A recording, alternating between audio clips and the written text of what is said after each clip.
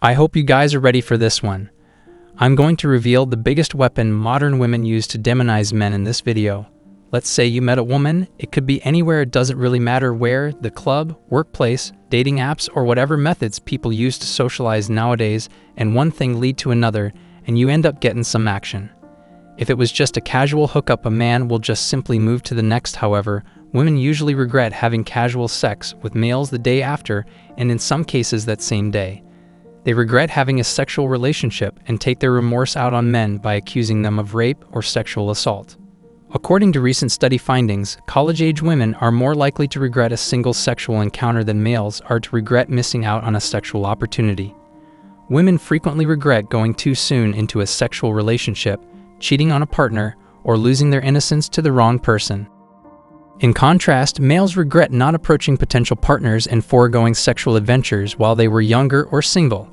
Lesbians and homosexual men showed comparable tendencies, with women in that group being more likely to regret engaging in sexual activity. Men were more inclined to grieve lost opportunities with women. If a woman feels guilty about a single encounter, she'll probably recall it more vividly when she regrets it. When a woman expresses her guilt over a one-night stand by blaming the other person of using her, what she truly means to say is that she regrets letting her hormones take advantage of her in the moment. If a woman engages in casual sex, her subconscious mind will be analyzing the male on whether she wants to have children with this man. I think that this is nature's way of forcing her to have buyer's remorse. For whatever reason, throughout the attraction and the sexual act, her subconscious mind wasn't content. Therefore, instead of being with someone she deems unworthy, she decides to regret it so that it won't occur again. Beer can distort reality, and alcohol's partial effects on the conscious and subconscious mind make it simpler for a man or a woman to go into bed with the wrong person.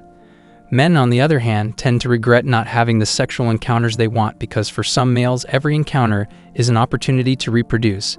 Given that many guys feel awful when they don't have sex through casual interactions when they have the choice to do so, it's likely that having sex more frequently is genetically programmed into males. And it is here where the centrosome gene targets us and exploits us. Regardless of a woman's attractiveness or attitude, men are more likely to essentially impregnate her if they regret not having intercourse with her. When a man decides to MGTO you and not to commit to a long-term relationship, there must be a part of his mind urging him, "Hey buddy, think of all the sex you're going to miss out on." The man is thus essentially conflicted. The largest slave driver in human history is regular sex, or even just the promise of it. It's not fair to men, but we must contend with it because it is a part of our biology. When a man declines to have casual intercourse with a woman he barely knows because they are incompatible, he is typically trying to protect himself. Later on, he's going to cause a lot of sorrow because he will probably regret not having slept with her both when he wakes up in years from now. The real concern, though, is why some women feel the need to ruin a man's life by making a false accusation and having him expelled from school as a way of expressing their regret. Moreover, it can result in him acquiring a criminal record. Why do they make such unfounded claims? Westover ultimately acknowledged making up the tale in order to avoid getting in trouble for missing work. The fact that the person who filed the false report or claim didn't stop to consider the repercussions of their charges is what these situations have in common. This is a common element in unfounded allegations involving a variety of major crimes, such as carjackings, robberies, gunshots at schools, and even sexual assassinations.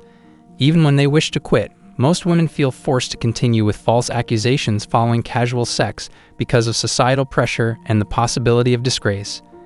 They commonly utilized fictitious sexual offenses as a justification for being late to work or school, which I find absurdly funny. The moral of the story is that you should make sure a woman gets to work on time if you're going to have one-time sexual contact with her because they might hate sleeping with you.